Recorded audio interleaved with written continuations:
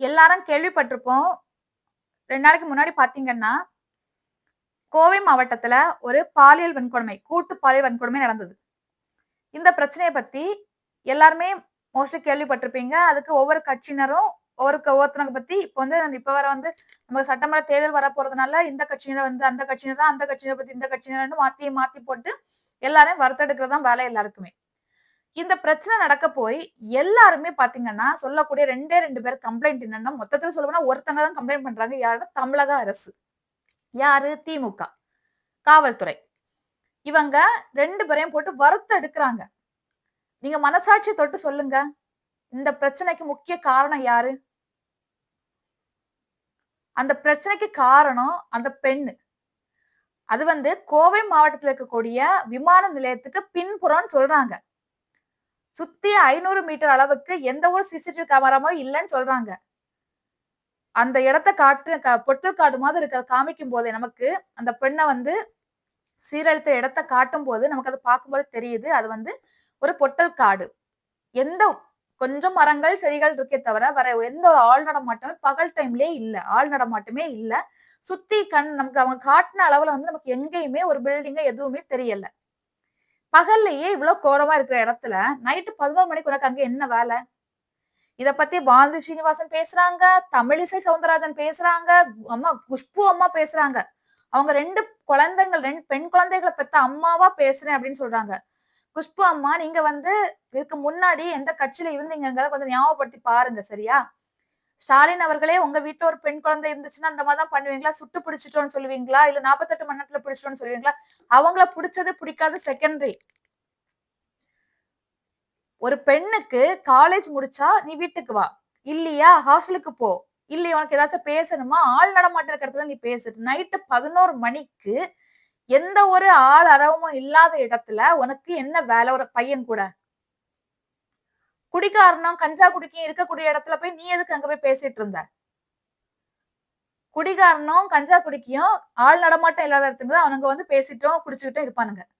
நீ அந்த இடத்துல போய் இருந்துட்டு வாலேன்ற இந்த வெளியில போற ஓனான புடிச்சு வேட்டிக்குள்ள விட்ட கதை மாதிரி நீ போய் போய் பிரச்சனை இது பண்ணிட்டு குடிகாரன் போதையில இருக்கும்போது குடிகாரனுக்கு நான் சப்போர்ட் பண்ணல. அவங்க பண்ணது சரின்னு நான் சொல்ல வரல.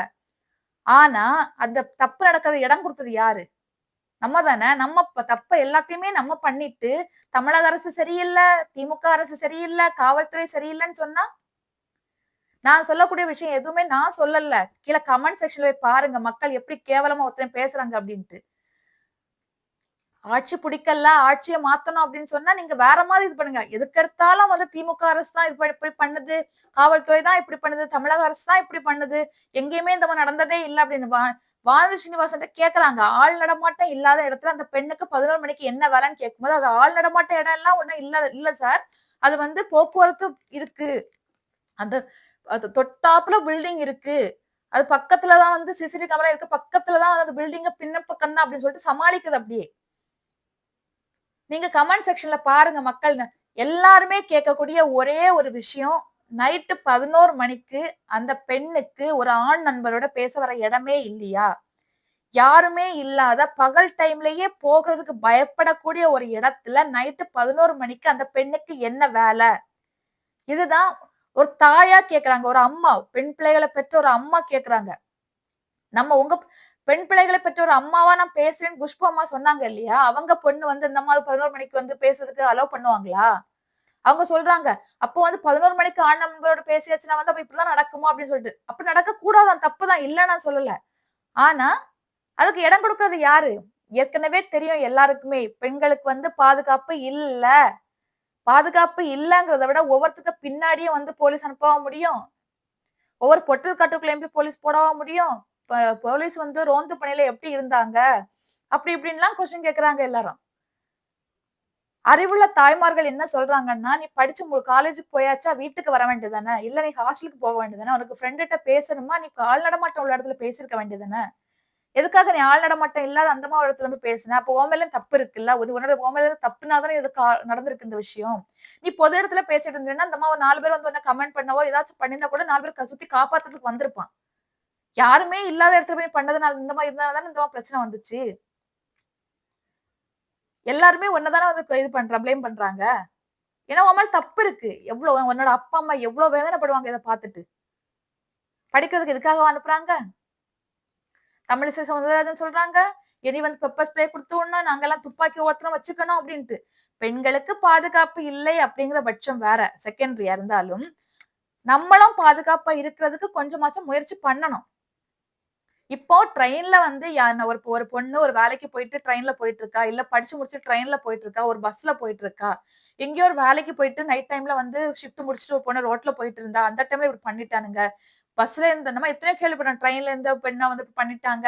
வேலைக்கு போயிட்டு போம்போது வந்து போற வழில இப்டி பண்ணிட்டாங்க. அதெல்லாம் வந்து தப்பு. பெரிய தப்பு அது. பாவம் அதெல்லாம் வந்து அவங்க ஒரு வேலைக்கு போயிட்டு எவ்வளோ கஷ்டப்பட்டு வந்துட்டு இருக்கும்போது பண்ணுவாங்க. இது நீ வாலண்டரியா போயிட்டு யாருமே இல்லாத ஒரு இடத்துல போய் இதுமா பண்ணும்போது சும்மா இருக்கிறேன்னு சொரிஞ்சு விடுற மாதிரி. குடிகாரம் பரிமாறக்கூடிய இடத்துல போயிட்டு நீ வந்து தப்பு பண்ணிட்டு அவன் மேல தப்பு அவன் மேல தப்பு தான். அவன வந்து சரி சொல்லவே வரவே இல்ல. சும்மா சும்மா ஏன் நீங்க திமுக அரசையும், தமிழக அரசையும், காவல்துறையும் தப்பு சொல்றீங்கன்னு தான் கேட்கிறேன். நம்ம மேல தப்ப வச்சுட்டு மத்தவங்கள சொல்லி எந்த யூஸும் கிடையாது. இன்னைக்கு நீ 2026 சட்டமன்ற தேர்தல் வரப்போகுது அப்படிங்கிற ஒரே காரணத்துக்காக மாத்தி மாத்தி திமுக அரசு ஆட்சிய மாத்தணும் அப்படிங்கிறதுக்காக நீங்க பேசலாம் எல்லாரும். பாஜக பேசுது, அதிமுக பேசுது, தாவேகா பேசுது. நான் தமிழர் கட்சி, நாம் தமிழர் கட்சிக்காரங்க வந்து சட்டவிரோதமா வந்து இப்ப நெறைய பார் செயல்படுதுன்னு சொல்லிட்டு அதெல்லாம் அடிச்சு உடைக்கிறாங்க போயிட்டு இந்த பிரச்சனை வந்த உடனே. சைட் டிஷ்ஷோட விக்கிறியா? அது போலீஸுக்கு தெரியுமா? அப்படி சொல்லலாம் வந்து பண்றாங்க. எல்லாமே வந்து அரசியல் மாற்றத்துக்கான காரணம் தானே தவிர, யாருமே இந்த மாரி பிரச்சனை எல்லாரும் அத வந்து ஒரு விஷயமா பயன்படுத்திக்கிறாங்க. இது வந்து ஒரு வாய்ப்பு. ஒரு திமுக வந்து குறை சொல்றதுக்கு ஒரு வாய்ப்பு அப்படிங்கிற மாரி தான் எல்லாருமே பயன்படுத்திட்டு, எல்லாருமே பண்றாங்களே தவிர, எனக்கு கோவம் வருது அப்படி இப்படின்ட்டு கொந்தளிக்கிறாங்க மாத்தி மாத்தி. தப்பு தான் இல்லங்கல. அண்ணா யூனிவர்சிட்டில பிரச்சனை நடந்துச்சு. இந்த அண்ணா யூனிவர்சிட்டில நடந்த பிரச்சனை எல்லாம் அதெல்லாம் அக்செப்ட் பண்ணக்கூடிய தப்பு. இது வந்து முட்டாள்தனம். பெண்களுடைய முட்டாள்தனம் இதெல்லாம். கொஞ்சமாச்சும் படிச்ச பிள்ளைங்க மாரி பரிமாறணும். கொஞ்சம் கூட அறிவே இல்லாத மாரி பண்ணிட்டு இருக்காங்க. படிக்கிறதுக்கு கொஞ்சமாச்சும் மண்டையில மூளை இருக்கணும். எவ்ளோ நியூஸ் கேள்விப்படுறோம். ஒவ்வொரு நாளைக்கு இந்த மாரி நடந்துச்சு, இந்த மாரி நடந்துச்சு, இந்த மாரி நடந்துச்சுன்ட்டு. அப்ப அதுவும் அதையும் தாண்டி நீங்க இந்த மாரி பண்ணீங்கன்னா, இது யார் மேல தப்பு? இப்ப இதனால பாதிக்கப்படுறது யாரு? உன்னுடைய அப்பா, அம்மா, உன்னுடைய சகோதர, சகோதரிகள் தானே பாதிக்கப்படுறாங்க இதனால. நீங்க போய் ஒவ்வொரு இந்த கோவை பிரச்சனைய பத்தி போட்டிருக்க அத்தன கமெண்ட் செக்ஷன்ல போய் பாருங்க. எந்த மாரி கமெண்ட்ஸ் உங்களுக்கு போட்டிருக்காங்க அப்டின்ட்டு. அத்தன பேரும் சொல்லி போட்டிருக்காங்க. அந்த பெண்ண தான் வந்து தப்பு சொல்லியிருக்காங்க எல்லாருமே. அந்த பெண் ஏன் அந்த டைம்ல வந்து 11 மணிக்கு ஏன் போலீஸ் பாதுகாப்பு குடுக்கலன்னு சொல்றாங்க இல்லையா? ஒவ்வொரு பெண்ணுக்கும் பாதுகாப்பு குடுக்க முடியுமா? ரோந்து பணியில இருக்க போலீஸ் வந்து ரோட்ல போகும், தெருக்களுக்குள்ள போகும். வீட்டுக்குள்ள ஒவ்வொருத்தருக்க அந்த காட்டுக்குள்ள இருக்க காட்டுக்குள்ள எல்லாமா போய் பார்த்துட்டு இருக்க முடியும்? பகல் டைமா இருந்தா கூட சரி ஓரளவுக்கு யாருக்காச்சும் கண் பார்வையில இருக்கணும். நைட் 11 மணிக்கு வந்து எந்த ஒரு ஆள் நடமாட்டம் இல்லாத வந்து இடத்துல வந்து போய் இது பண்ணிட்டு போலீஸ் பாதுகாப்பு குடுக்கல எனக்கு அப்படின்னு சொல்லிட்டு சொன்னா இது யாருக்கு மேல வந்து நியாயம் சொல்ல முடியும்? பெண்களாகி நாம தான் வந்து பாதுகாப்பு இப்ப எல்லாரும் வந்து இந்த வீடியோ பார்த்தாங்கன்னா, கண்டிப்பா என்ன வந்து திட்டுறதுக்கு வருவீங்க. பரவால்ல என்ன திட்டுற விஷயம் நான் வந்து இது எதுவுமே நானா சொல்லல. எனக்கும் ஆவேசங்கள் நெறைய இருக்கு. பட் நான் சொல்லக்கூடிய விஷயங்கள் எல்லாமே கமெண்ட் செக்ஷன்ல வந்தத தான் நான் உங்களுக்கு சொல்றேன். மக்களுக்கிடையே வந்து இவ்வளத்துக்கு ஒரு ஆவேசம் இருக்கு. அந்த பெண் மேல தப்பு இருக்கு. பெண் மேல மட்டும் தான் தப்பு இருக்கு. அதுக்காக வந்து இப்ப அந்த கூட்டு பாலியல் வன்கொடுமை செஞ்சவங்கள நியாயப்படுத்த விரும்பல. நியாயப்படுத்தல. தப்பு. அது பெரிய தப்பு. ஆனா குடிகாரன் அவன் வந்து நிதானம் இல்லாம இருக்கிற நேரத்துல வந்து, நீயா போய் மாட்டிக்கிட்டு வந்து அவன் மேல தப்பு சொன்னா, அவன் 4ஓட 5 அப்படின்னு சொல்லிட்டு அவன் பாட்டுக்கு போயிட்டே இருப்பான் அவன். அவன் இதுக்கு முன்னாடி எத்தன விதமா பண்ணான்னு யாருக்கு தெரியும்? சின்ன பசங்கன்னு சொல்றாங்க. சாராய கடைகள மூடணும்ங்கறாங்க. அதெல்லாம் தப்பு தான். ஓகே. ஆனா இந்த விஷயத்துல அந்த பெண் மேல தான் நெறைய தப்பு இருக்குன்னு சொல்லிட்டு மக்களிடையே பேசப்பட்டு வருது. நீங்க இத பத்தி என்ன நினைக்கிறீங்கன்னு சொல்லிட்டு கமெண்ட்ல சொல்லுங்க.